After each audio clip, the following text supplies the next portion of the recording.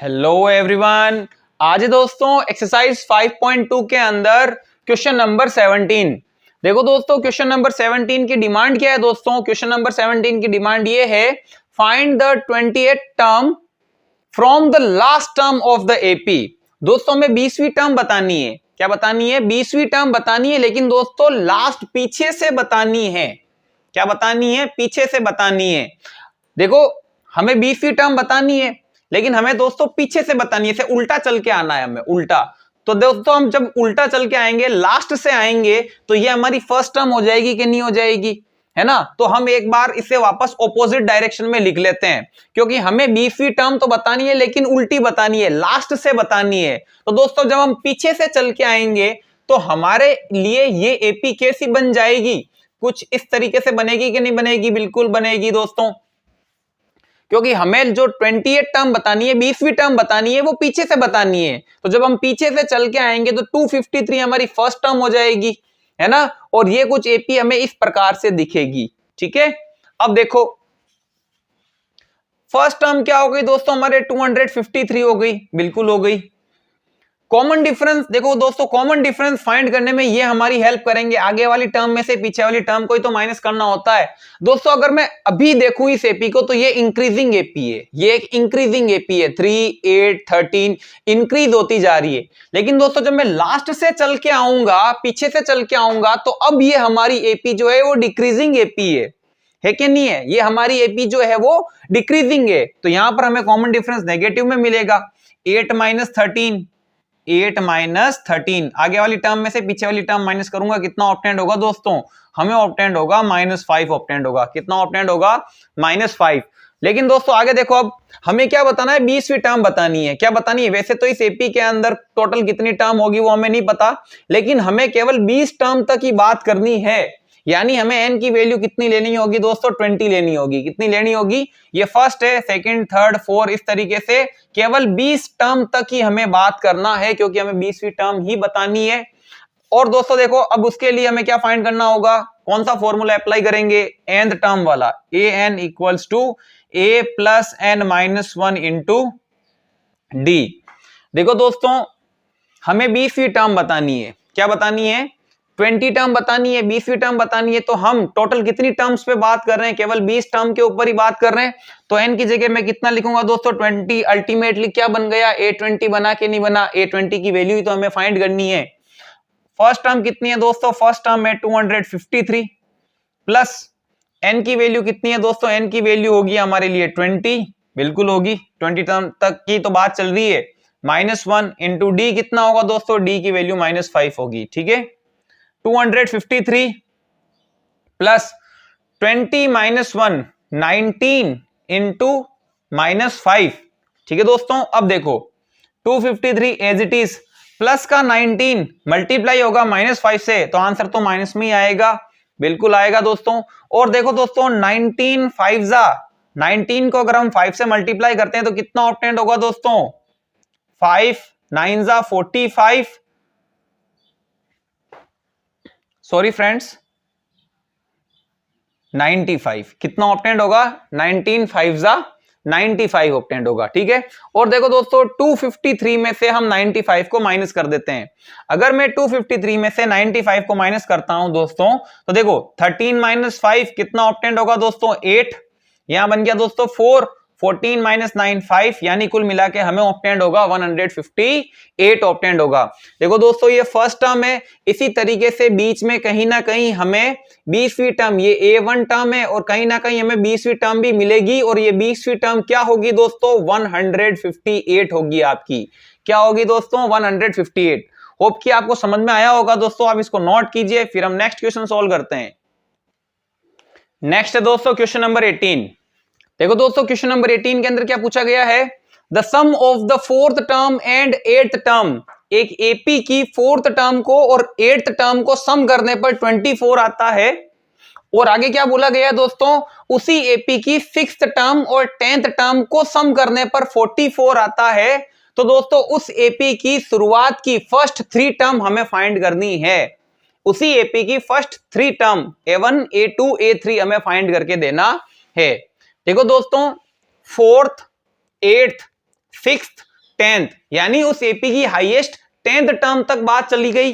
तो देखो हम एक एपी लेट कर लेते हैं, A1, A2, A3, A4, A5, A6, A7, A8, A9 और A10। ठीक है दोस्तों, स्टार्टिंग में क्या बोला गया है, 4th टर्म और 8th टर्म। क्या बोला गया दोस्तों, 4th टर्म और 8th टर्म, 4th टर्म और 8th टर्म, इन दोनों को सम करने पर कितना आता है दोस्तों, 24 आता है। कितना आता है, 24 आता है दोस्तों। 4th टर्म की जर्नल फॉर्म क्या होगी, देखो दोस्तों जर्नल फॉर्म के बारे में मैंने आपको पहले काफी वीडियो के अंदर बता दिया है। जिस किसी ने वो वीडियो नहीं देखे हैं तो पहले उन वीडियोस को देखो, तभी आपको ये समझ में आएगा दोस्तों, अदरवाइज समझ में नहीं आएगा आपको। तो सबसे पहले देखो दोस्तों 4th टर्म है, तो 4th टर्म का जर्नल फॉर्म क्या होगा दोस्तों, आप सब जानते हो A+3D होगा, प्लस 8th टर्म का जर्नल फॉर्म क्या होगा दोस्तों, 8th टर्म की जर्नल वे होती है A+7D। क्या होगी दोस्तों, A+7D इक्वल्स टू 24। A और A 2A प्लस 3D और 7D 10D इक्वल्स टू 24। लेकिन दोस्तों ये जो इक्वेशन है अभी ये छोटी हो सकती है, ये सारे 2 से डिविजिबल है, तो इस पूरी इक्वेशन को हम 2 से डिवाइड कर देते हैं दोस्तों। 2 से डिवाइड होगा तो 2 से 2 कैंसिल, A बचेगा। 10D 2 से डिवाइड होगा तो दोस्तों कितना ऑब्टेंड होगा, 5D ऑब्टेंड होगा। इक्वल्स टू, इसको हम 2 से डिवाइड करेंगे तो दोस्तों 12 बचेगा कि नहीं बचेगा, बिल्कुल बचेगा। 2 टाइम्स में ये 12, 2 की टेबल में ये 12 टाइम्स में आता है। इसको दे देते हैं हम दोस्तों इक्वेशन नंबर फर्स्ट। क्या दे देते हैं दोस्तों, इक्वेशन नंबर फर्स्ट। अब देखिए दोस्तों सेकंड कंडीशन क्या है, 6th टर्म और 10th टर्म, 6th टर्म और 10th टर्म इन दोनों का सम करने पर, 6th टर्म और 10th टर्म इन दोनों को सम करने पर कितना ऑब्टेंड होता है दोस्तों, 44 ऑब्टेंड होता है। कितना ऑब्टेंड होता है, 44। अब आप इजीली बता सकते हो 6th टर्म की जर्नल वे क्या होती है दोस्तों, 6th टर्म की जर्नल फॉर्म होगी दोस्तों आपके A+5D। कितनी होगी, A+5D। 10th टर्म की जर्नल फॉर्म क्या होगी दोस्तों, A+9D होगी। क्या होगी, A+9D इक्वल्स टू 44। ठीक है, A और A 2A, ठीक है दोस्तों, प्लस 5D और 9D कितना ऑब्टेंड होगा दोस्तों, 14D इक्वल्स टू 44। दोस्तों इस इक्वेशन को भी हम छोटा कर सकते हैं, ये पूरी इक्वेशन 2 से डिविजिबल है।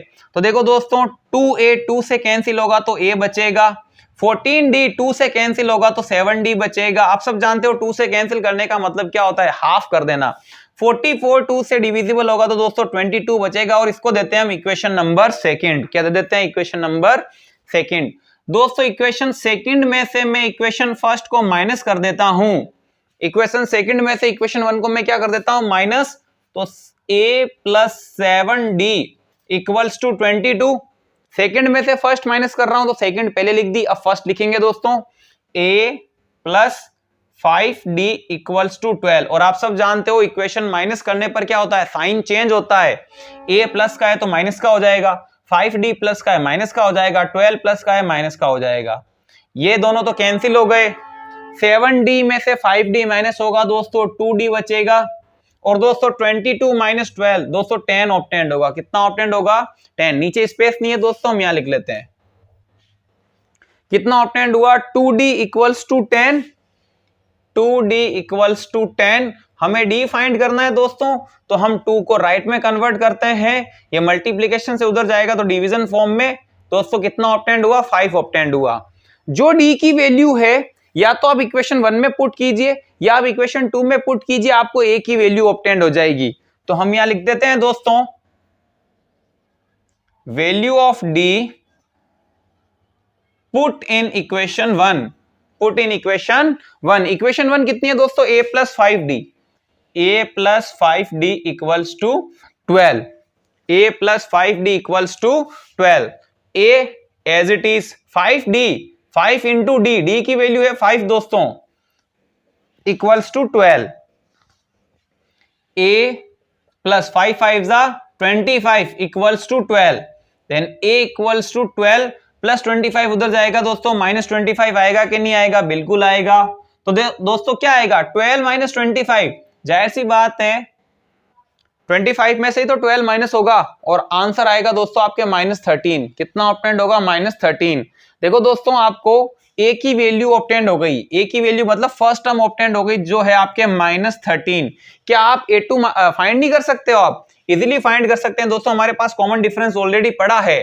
तो दोस्तों A या A1 फर्स्ट टर्म कितनी ऑब्टेंड हुई हमें? -13। अब दोस्तों A2 सेकेंड टर्म फाइंड करनी है, तो फर्स्ट टर्म के अंदर कॉमन डिफरेंस ऐड कर दीजिए, यानी -13 के अंदर कॉमन डिफरेंस जो कि कितना है दोस्तों 5 है, ऐड करेंगे तो कितना ऑब्टेंड होगा? -13 + 5 -8 ऑब्टेंड होगा दोस्तों। ठीक है, तो इस तरीके से हमें सेकेंड टर्म क्या ऑब्टेंड होती है दोस्तों? -8। अब देखो दोस्तों हमें थर्ड टर्म फाइंड करनी है, यानी हमें A3 फाइंड करना है दोस्तों। तो हम क्या करेंगे? सेकेंड टर्म के अंदर कॉमन डिफरेंस ऐड कर देंगे। सेकेंड टर्म कितनी है दोस्तों? -8, उसमें कॉमन डिफरेंस ऐड करेंगे दोस्तों। कॉमन डिफरेंस कितना है हमारे? कॉमन डिफरेंस है 5 का, यानी हम +5 ऐड कर देंगे दोस्तों। तो -8 + 5 क्या ऑब्टेंड होगा दोस्तों? -3 ऑब्टेंड होगा, यानी हमें थर्ड टर्म कितनी ऑब्टेंड होगी दोस्तों? -3 ऑब्टेंड होगी। और हमारे क्वेश्चन के अंदर क्या पूछा गया था? Find the first 3 terms of the AP. तो इस एपी की शुरुआत की फर्स्ट 3 टर्म्स बतानी थी, तो हमने फाइंड किया कि दोस्तों -13, -8 एंड -3। होप कि दोस्तों आपको समझ में आया होगा। इसी के साथ हमारा क्वेश्चन नंबर 18 क्या होता है दोस्तों? कंप्लीट। आप इसको नोट कीजिए, फिर नेक्स्ट वीडियो के अंदर हम नेक्स्ट 2 क्वेश्चन सॉल्व करेंगे। तब तक के लिए दोस्तों थैंक यू फॉर वॉचिंग।